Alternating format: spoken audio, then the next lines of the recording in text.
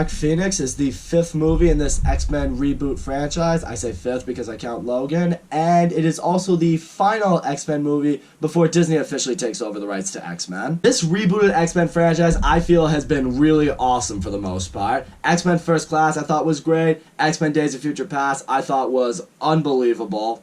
X-Men Apocalypse, I thought was enjoyable. It was definitely flawed, but it was still a movie I had fun with. And then Logan, I feel, is one of the best superhero movies ever made. And the way Apocalypse ended, you felt like this movie would be indeed telling us a story behind the Phoenix Saga. This obviously is not the first attempt at making the Phoenix Saga into a movie. The X-Men franchise originally tried that with X-Men The Last Stand, and, well, that didn't work out for anybody. I think I speak for all Marvel fans when I say that we were all really hoping that this movie would be the perfect send-off for the X-Men when they go to Disney by giving us the Phoenix Saga movie we've all been wanting. After watching Dark Phoenix, it now makes me want to go back and watch X-Men The Last Stand to see if it really was as bad as I remember it.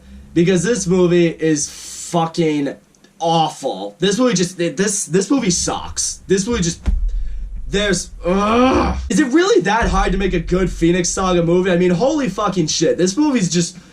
Alright, let's just get into it. I don't know how much farther into the future this movie takes place from Apocalypse, but at this point, you know, you have the X-Mansion, you have, you know, Charles Xavier's School for the Gifted, you have the team of X-Men that was basically established at the end of Apocalypse. You know, Professor X, Mystique, Beast, who have, you know, now been joined by Jean Grey, Cyclops, Nightcrawler, Quicksilver. I think that covers everyone. Oh yeah, and Storm. There you go. That's everybody.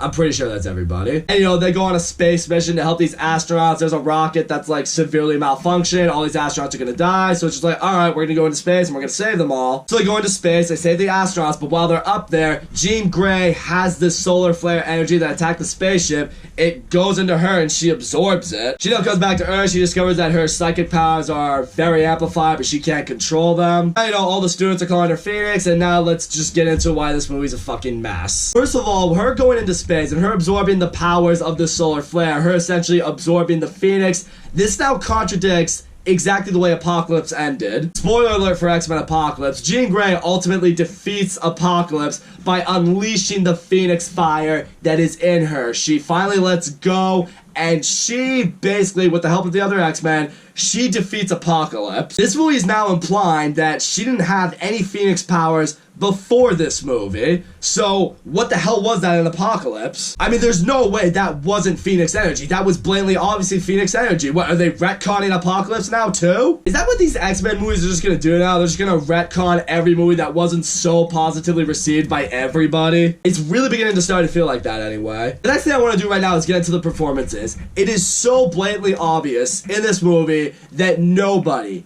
in this movie gives a shit to be here. This franchise has been going on since 2011, but the thing is, it's not like the MCU where we've been getting multiple movies throughout all these years, where we got like 22 movies. There's only been 5. And really, this cast of people, they've only been involved with 4 of them, and yet they're all still burnt out. You can just tell they just want to move on. They want to do different things. I mean, you can tell with people like Jennifer Lawrence and Nicholas Hoult, they are clearly phoning it in this movie. James McAvoy, he's phoning it in this movie. Even with the new cast of characters that joined in from the last movie, I mean, Sophie Turner as Jean Grey, they don't really feel totally invested behind this project. I do feel like Sophie Turner maybe gave it a little bit more of an effort because, I don't know, maybe she was thinking as they were filming the final season of Game of Thrones, she's like, alright, that sucks. Maybe I'll at least try to make this one a little bit better, but nope, this failed too. But now because, you know, the Phoenix power that's in her has, like, amplified her psychic abilities, she now recalls a memory that she had when she was a kid. She was driving with her parents, couldn't control her psychic powers, caused the car to crash, and we at first believed both her parents died from that. She now learns that although her mother died, her father was still alive. She's able to go find him. She meets him, and it's a really...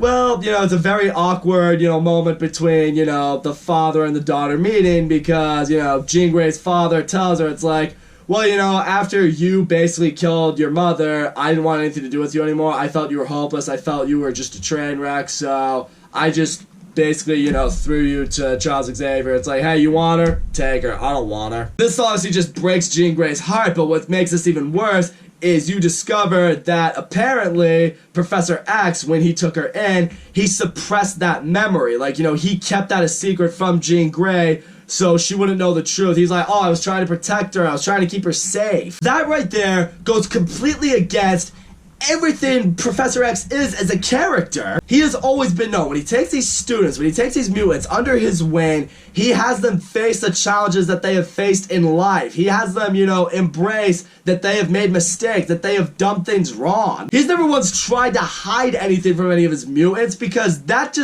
not going to help them grow. That's not going to make them better. Why did Charles Xavier have such a great relationship with Wolverine? Wolverine's been through more shit than any mutant ever. And he never at any point suppressed anything from him. He helped him, you know, face all of his challenges, face all of his demons. This right here just makes Professor X a really unlikable character, and it's stupid. And now it's at this point, Jean Grey is just angry and pissed at the world, so, you know, she's going apeshit. The X-Men, they try to confront her, but, you know, she just, you know, none of them can do anything to her. The Phoenix has made her OP as fuck, so, you know, none of the mutants stand a chance against her. In this moment, you know, Mystique tries to approach her. It's like, Jean, this isn't you. You're my friend. You're good. And, you know, she can't control her psychic abilities, so, you know, she, you know, freaks out. This kills Mystique. And you see Beast, you know, cradling her as she dies. You know, he's crying, he's a mess. You know, they have this funeral for her, and, you know, Hank and Charles, they get into a really heated argument with each other because Hank now believes this is all Charles' fault. But this right here is where the movie further failed. When Mystique died, I didn't care. It's like Mystique has been one of the biggest characters in this rebooted X-Men franchise for literally the past basically 10 years now. I mean, I should care about her dying. I didn't. And this harkens back a little bit to what I said earlier. You can obviously tell Jennifer Lawrence didn't want to be here. She didn't want to be a part of this anymore. So she was phoning in the whole time. So when she died, I mean, I didn't care because Jennifer Lawrence didn't fucking care. And now after that, Jean Grey goes and she finds Magneto, and, you know, she tries to talk to him about what's going on with her. Magneto at this point, he's kind of become, you know, once again, like the head of, you know, the Mutant Brotherhood or whatever it's called. You know, he basically takes in all these mutants, you know, they run this little community together. And into Michael Fassbender as Magneto, yeah, you can tell he didn't want to be here either. He doesn't fucking care. Let me explain to you a real problem that I had with Magneto's character, like the execution of what his character does in this movie. At first, when Jean Grey approaches Magneto, she's like, you had everything taken from you. You lost your mother when you were a boy, then you lost your daughter and your wife, you know, you killed all those people. It's like, how did you get past the pain? And at one point, he finally breaks down with her. He's like, no matter how many lives I took, no matter how many people I killed, it never made my pain go away. It didn't make me feel better. Because it harkens back to the very end of Apocalypse, where we do kind of see, you know, how Magneto has grown a little bit as a character. You feel like by now, he has truly realized it's like, killing people is just not gonna fix anything. At first, in that moment, I'm just like, oh, okay, this is Magneto kind of taking on a bit of a mentor role. This is saying, killing everyone, that's not going to fix anything for you. Don't make the mistakes I did, blah, blah, blah. And you're just like, oh, okay. Magneto at this point is being more like Professor X than Professor X was being like Professor X. Now maybe that's not such a good thing. But at one point the military shows up because they're hunting Jean Grey now. And, you know, Jean Grey, she does away with them. She flies away. And at one point the X-Men show up. They confront Magneto. And Magneto's like, where's Mystique? And they reveal to him, it's like, Mystique's dead. And what I don't like is immediately when Magneto finds out that Jean Grey had killed her, he's like, I'm gonna kill Jean. And for the first time ever, Beast is like completely on Magneto's side because obviously they both have their differences, but they both did love Mystique. But again, that right there now goes completely against the whole monologue teaching moment that Magneto had with Jean Grey. 2 minutes ago, he was all like, you shouldn't kill people. That's not gonna solve anything. That doesn't make the pain go away. And now he's like, alright, I'm gonna kill Jean Grey for killing Mystique, even though that's not gonna make me feel any better. It's like the story's just contradicting itself as it's going on. It's like, what are you doing? Well, I guess now I should touch on the villain aspect in this movie, because the villain aspect in this movie, yeah, that fucking sucks. Basically, you have these aliens, they've come to Earth, one of them possessed Jessica Chastain as a human, then the other, you know, ones possessed all her friends. Now you have this league of aliens that's looking for the Phoenix. They discover it's in Jean Grey. The problem with these villains, though, is who are these people? Literally, they come from another world. You have no idea what their motives are, what their intentions are. I mean, they're looking for the Phoenix, sure, but why? What do they want to do with it? What are they trying to make with it? It's like, what are their names? I don't even remember the villains' names in this movie. That's not good. It's like even in that moment, like when they find Jean Grey and, you know, Jessica Chastain sits down, she talks with her, and Jean Grey's like, who are you? And she's like, the better question is, who are you? You feel like the movie was trying to say right there, it's like, oh, we don't know who they are either, so yeah, we're gonna replace that question with another question. So yeah, the movie didn't care to develop its villains either. That's fucking great. But now, you know, all the X-Men show up. You have Magneto and Beast and the X-Men who want to kill Jean Grey, and you have, you know, Professor X and Cyclops and all the mutants who want to help Jean Grey. And, you know, a little showdown happens, and then finally it reaches a point, you know, Professor X, he's like, I'm gonna finally talk to Jean Grey. I'm gonna finally own up to what I did. At this moment, Professor X has Jean Grey look into his memory, and you discover more of the confrontation between Professor X and her father, when her father's like, she can't be saved, she's a lost cause, there's nothing you can do for her. And Professor X, you've seen this confrontation, he was like, no one is hopeless, no one is lost, I want to take her in, I'm gonna help her, because unlike you, I still see greatness in her. You see in that moment, like, Jean Grey, you know, she sees it, she gets emotional, she starts crying, and she does realize that Professor X truly did love her, you know, he saw potential in her, he wanted to give her a family, and so, you know, at this point, she's finally, like, you know, she's calmed down, the anger has subsided, and she's like, you know, I'm not gonna be this Dark Phoenix, you know, I'll be good again. But now this raises a bunch of questions, like, why wouldn't Professor X have just been honest with her? It's like, maybe, like, imagine this. He takes her in as a little 8-year-old girl, and he has to break down with her. It's like, so your mother died, your father doesn't want you to come back, your father doesn't believe in you. Obviously, she gets very emotional, she gets very upset, but then he breaks down with her, it's like, but I believe in you. I'm gonna give you the family that you deserve, that you should have, and, you know, we're gonna make you realize your full potential. You know, I see greatness in you, and, you know, all that other good stuff. And, you know, you really did that from the beginning.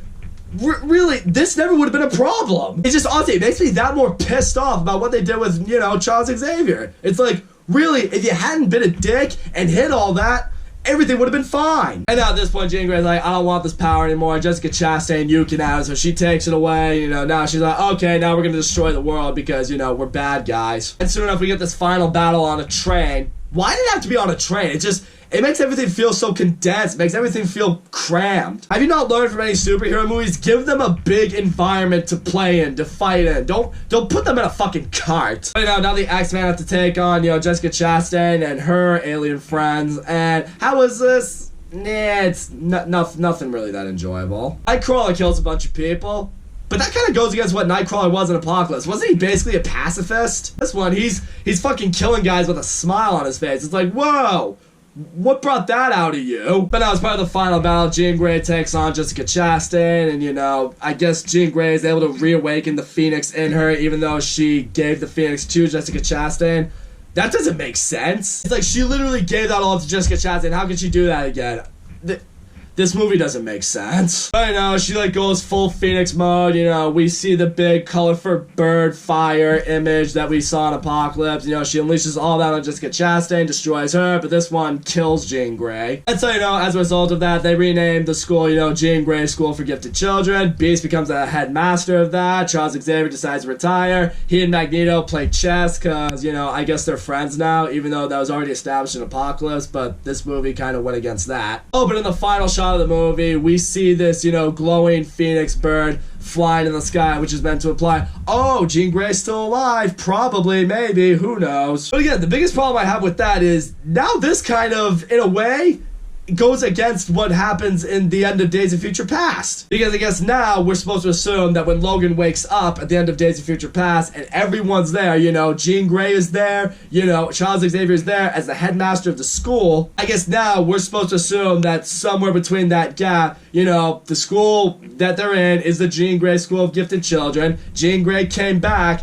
and Charles Xavier was like, you know what, I'm gonna come out of retirement, I'll be the headmaster again. Hey, can I have my desk back? I know I gave that to you, but I'm Professor X, so let's move along. I mean, I suppose that's not, like, completely ridiculous to assume, but it is what we now have to assume, because if this is all canon, that's what happened. So all in all, Dark Phoenix was a mess. It was garbage. It was just, it's a really shitty superhero movie. There's not a single actor in this movie that wants to be here. Nobody cares to be here. They're all phoning it in so they can just be done with it. The plot of this movie, what was the plot of this movie? Like, honestly. Jean Grey absorbs Dark Phoenix and everyone's going after her. That's not a plot. Actually, this movie really isn't that enjoyable, really isn't that exciting. I mean, I look at the previous X-Men movies we've gotten, none of the action in this movie can compare to that. The pace of this movie really sucked too. This movie was really boring for the majority of it. This movie goes against things that the X-Men movies before it had already established. It goes against what a lot of the characters should be. The villain aspect in this movie just sucked. I didn't even know who these characters are. And the movie didn't even make an attempt to establish these villains, or even really any of the heroes for that matter. Give the heroes further development, I should say. Ultimately, when you look at this movie, it just feels so crammed. Part of me honestly feels the X-Men movie should have taken the Dark Phoenix route the same way the MCU took the Infinity War route. They made that basically 2 movies because that's the best way they were going to tell the story behind Thanos gathering the Infinity Stones and the aftermath of him getting the Infinity Stones. This should have been 2 movies as well, because if they had, everything probably would have felt more balanced. If nothing else, they would have made more money on it, and it probably would have been a much better movie. Well, 2 movies, I guess I should say. And in the end, this movie is not as good as any of the other X-Men movies in this rebooted franchise. Even looking at the X-Men movies that have been retconned now, it's still not as good as them. It's not as good as X-Men. It's not as good as X2 X-Men United. Not as good as X-Men The Last Stand. That movie sucks. Alright, maybe it's better than X-Men Origins Wolverine, but is that saying anything? That movie's a disgrace. Also not as good as the Wolverine, and right now at this point, I'm just hoping when Disney takes over this, we will finally get the Dark Phoenix movie that we deserve. Hopefully, but ugh, what a shitty way for a franchise to end. This is the polar opposite of Avengers Endgame, guys. So that's all I gotta say, guys. Thank you so much for watching my video. Don't forget to leave a comment, like, subscribe, and I will see you all next time.